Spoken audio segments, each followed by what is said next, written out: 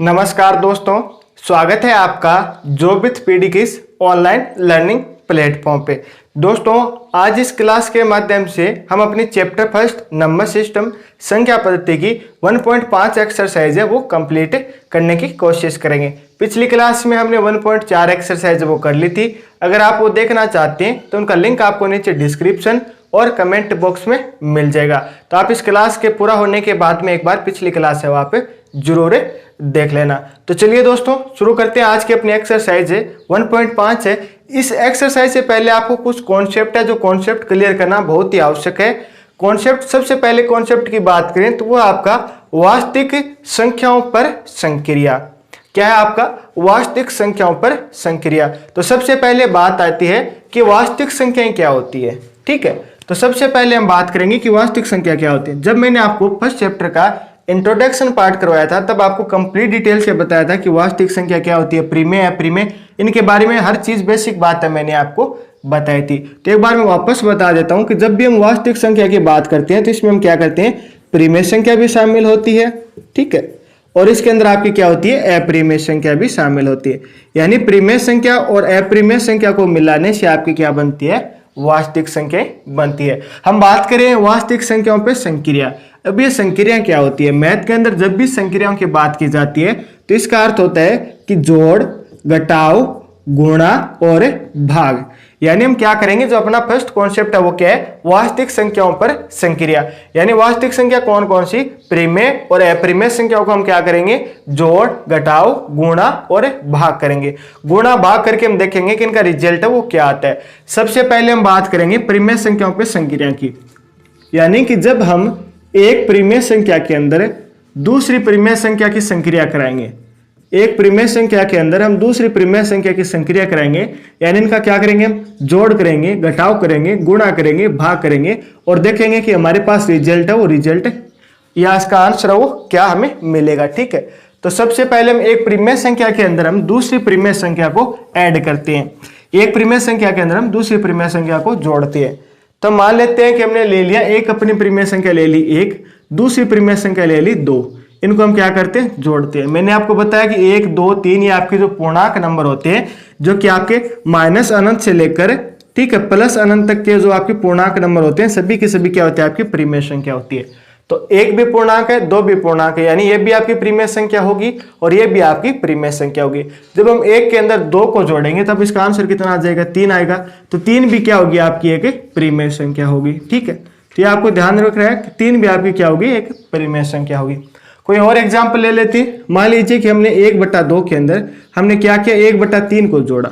1/2 के अंदर हम 1/3 को जोड़ते हैं तो इसका लघुत्तम आपको कितना देखने को मिलेगा, लघुत्तम आ गया आपका 6 आ गया। ठीक है, इस तरफ आपका कितना आ जाएगा, 3, इस तरफ आपका कितना आ जाएगा, 2।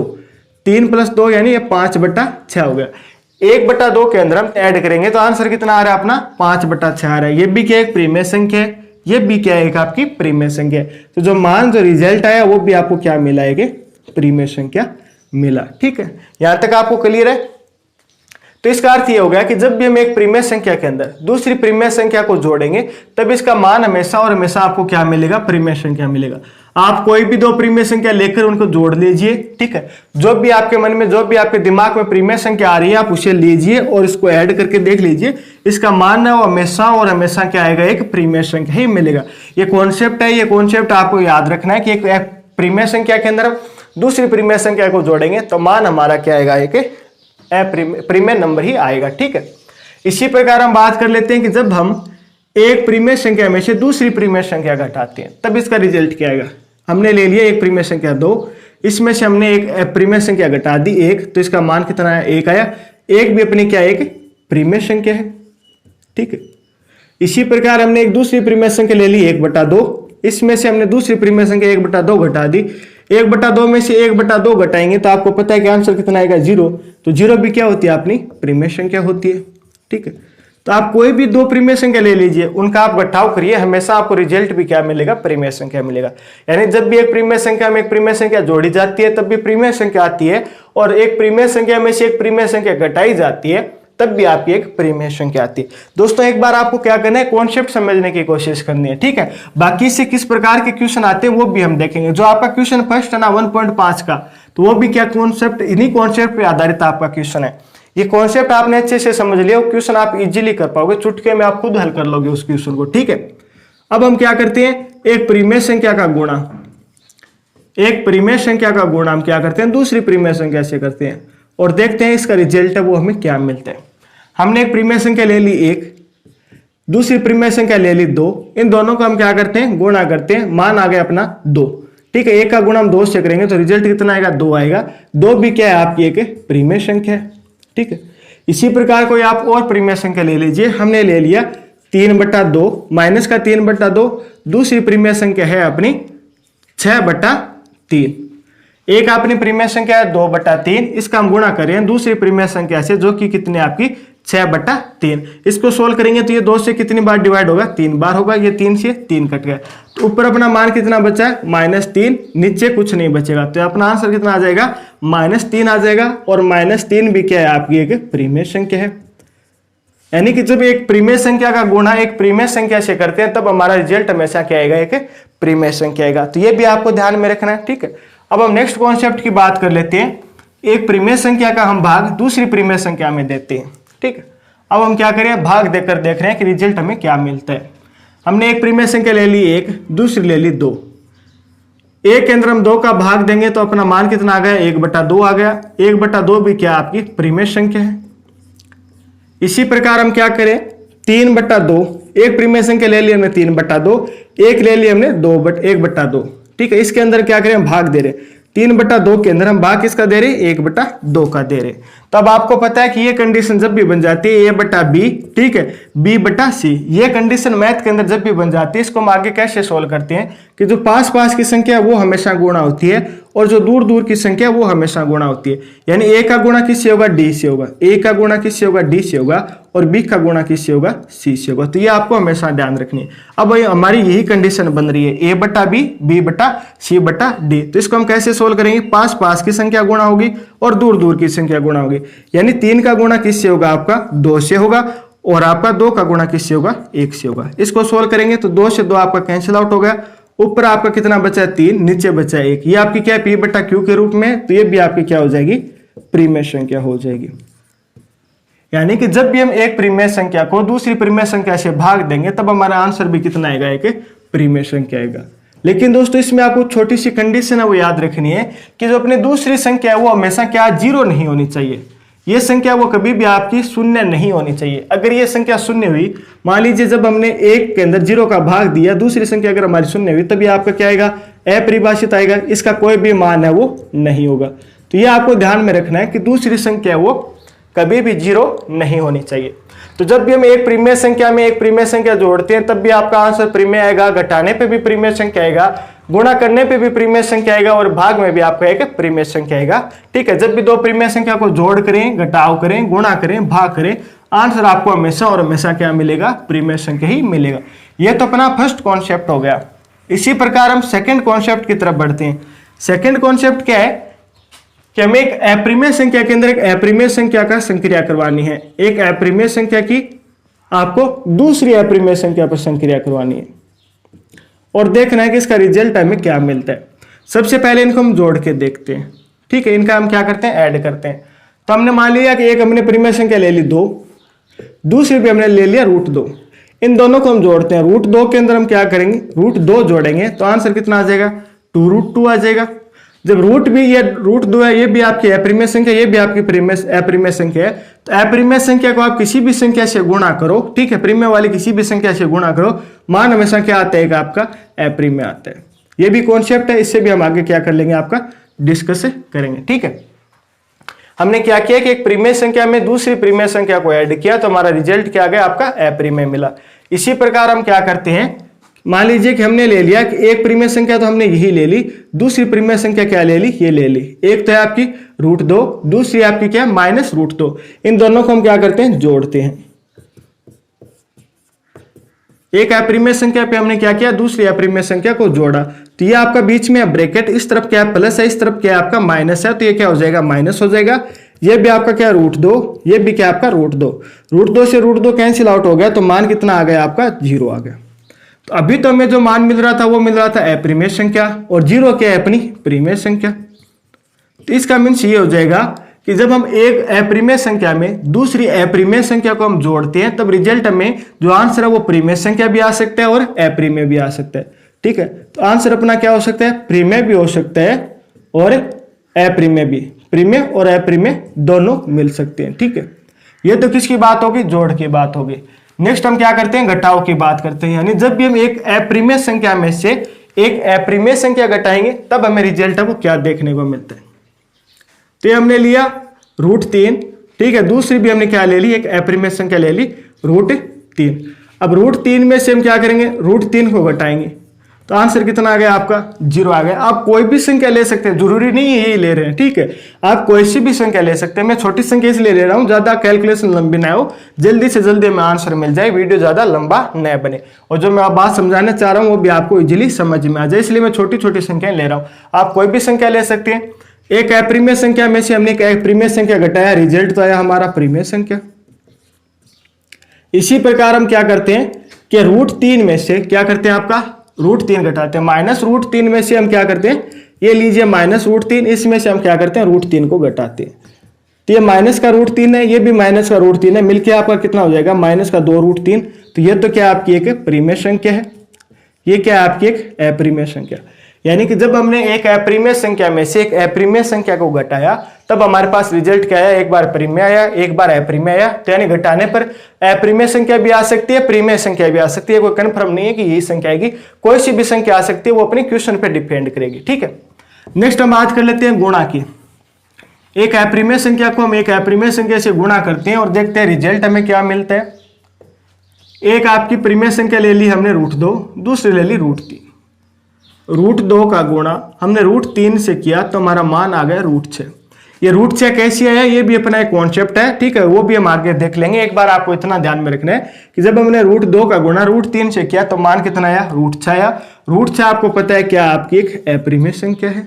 ठीक है, नेक्स्ट क्या करते हैं हम, रूट 3 है, ये भी आपकी अपरिमेय संख्या, इसका गुणा हम रूट 3 से करते हैं तब हमारे पास मान कितना आता है, 3 आता है। 3 आया तो ये मान तो क्या आपका परिमेय है।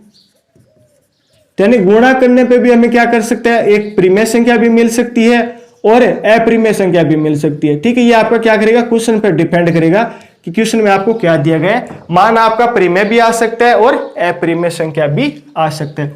इसी प्रकार हम भाग देकर देखते हैं, यानी कि परिमेय संख्या में हम क्या करते हैं, दूसरी अपरिमेय संख्या का भाग देते हैं। भाग देके देखते हैं तो हमने ले लिया कि एक तो अपनी क्या परिमेय संख्या क्या है, रूट 2 है। इसके अंदर हमने दूसरी अपरिमेय संख्या का भाग दिया जो कि क्या आपकी रूट 2 है।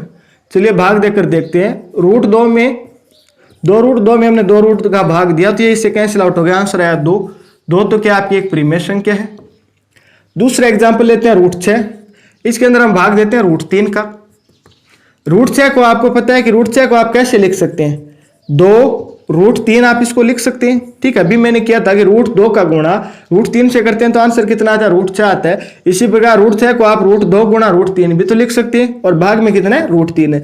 ये कैसे आता है ये भी मैं आगे आपको बताऊंगा, आप चिंता न करें, एक बार ये आप समझने की कोशिश करें, आगे इन पे भी हम कंप्लीट डिटेल से चर्चा करेंगे। अभी क्या होगा, आपका रूट 3 से आपका रूट 3 कैंसिल आउट हो गया तो आंसर कितना है, रूट 2 है।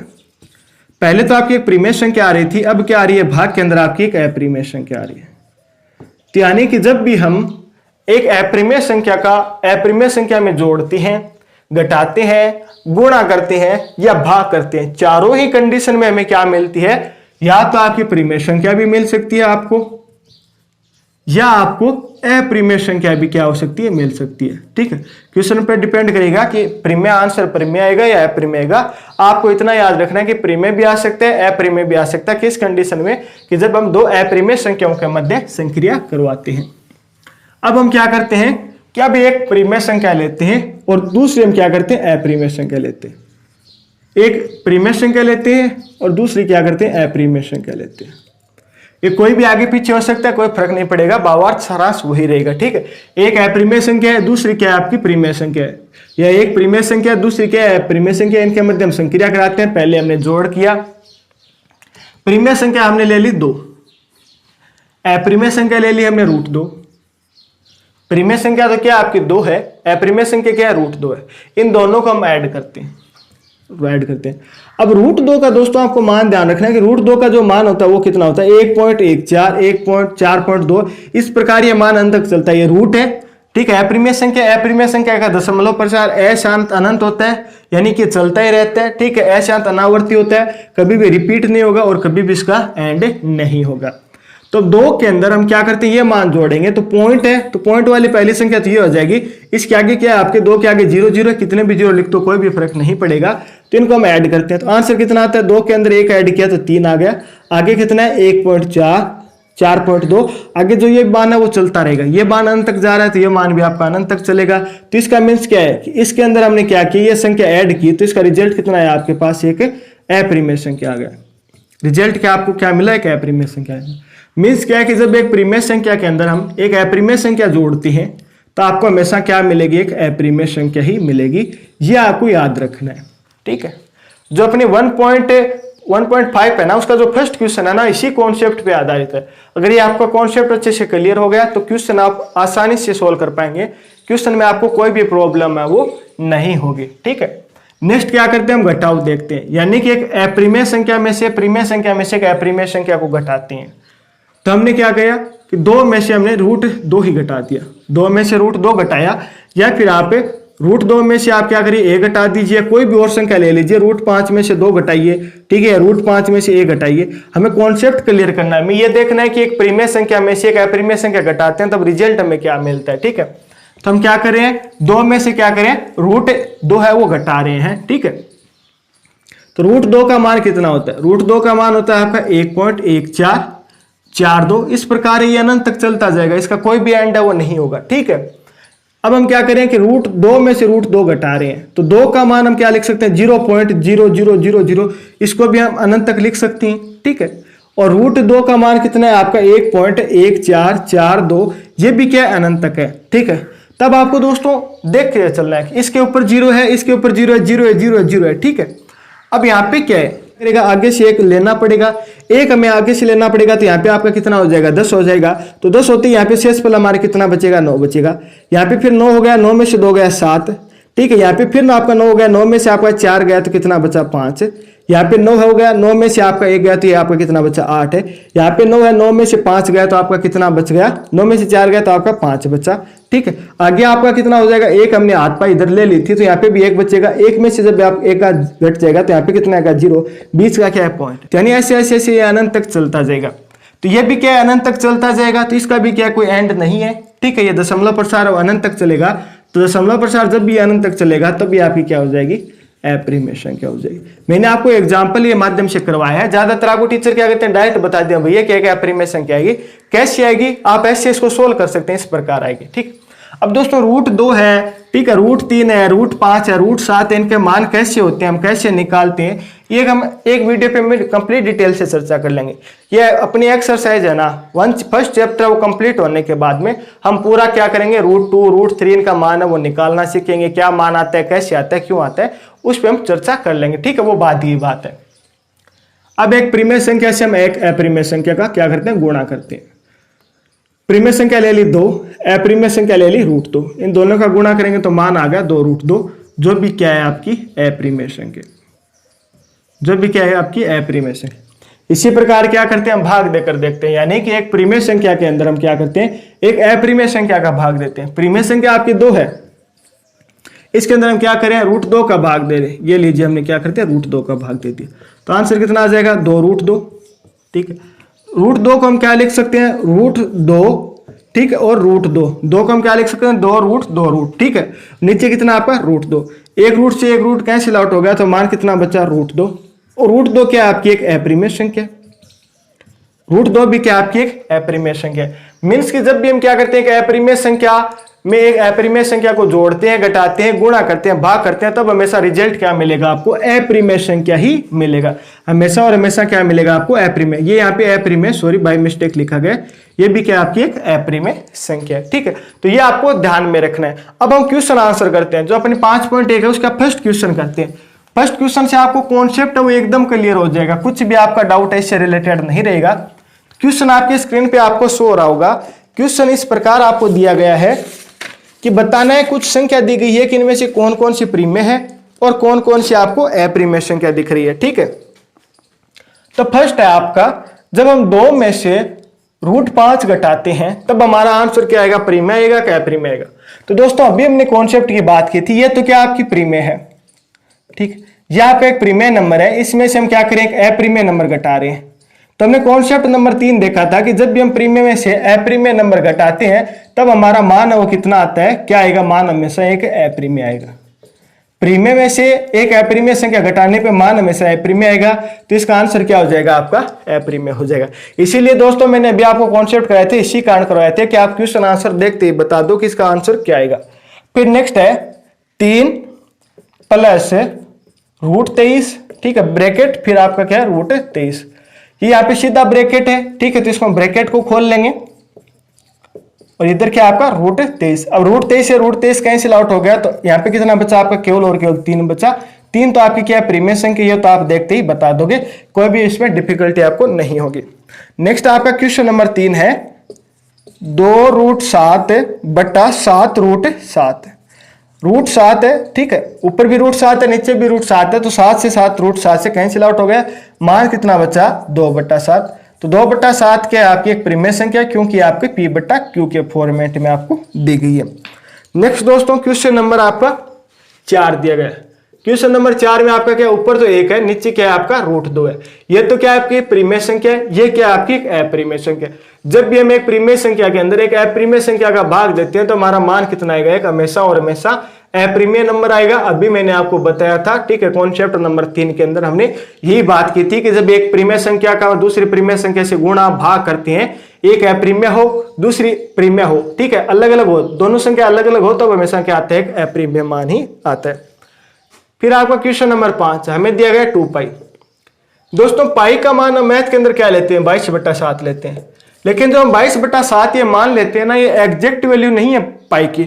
हम क्या करते हैं, अपनी सहूलियत के लिए इसका मान लेते हैं। इसका पाई का मान होता है 3.14, ये मान अनंत तक चलता जाता है, इसका कोई भी एंड वो नहीं होता है। ठीक है, तो हम जो पाई का मान 22/7 लेते हैं तो एग्जैक्ट वैल्यू नहीं है। पाई क्या है, आपकी एक अप्रीमियम है। पाई क्या है, आपकी एक अप्रीमियम है। जब भी हम एक प्रीमियम नंबर के एक अप्रीमियम की गुणा प्रीमियम से करते हैं तो रिजल्ट आपका क्या आता है, अप्रीमियम आता है। तो इसका भी आंसर कितना आ जाएगा, अप्रीमियम आ जाएगा। ये मैंने आपको हर बात तो कॉन्सेप्ट से अभी बताई थी। कुछ भी डाउट रह जाता है तो आप हमें कमेंट है वो जरूर कर देते हैं। ठीक है, सेकंड क्वेश्चन है दोस्तों, इससे भी पहले हमें कुछ कॉन्सेप्ट है वो क्लियर करने पड़ेंगे। आज तो हम इतना ही रखते हैं, सेकंड क्वेश्चन इसी में हम सोल्व करेंगे तो क्लास काफी लंबी हो जाएगी। ठीक है, आपको बोरियत महसूस होगी, तो आज के लिए बस हम इतना ही रखते हैं। ठीक है, नेक्स्ट क्लास के अंदर जो आगे की क्वेश्चन आंसर है वो कर लेंगे, इनसे जुड़े हुए कॉन्सेप्ट हम वो सोल्व कर लेंगे। आज की क्लास अगर आपको पसंद आई हो तो इसे ज्यादा से ज्यादा लाइक और आप शेयर जरूर कर देना। ठीक है, फिर मुलाकात करेंगे इसी प्रकार की एक और बेहतरीन क्लास के साथ। तब तक आप हंसते रहना, मुस्कुराते रहना, देखते रहना जो बित पीढ़ी। जय हिंद, जय भारत।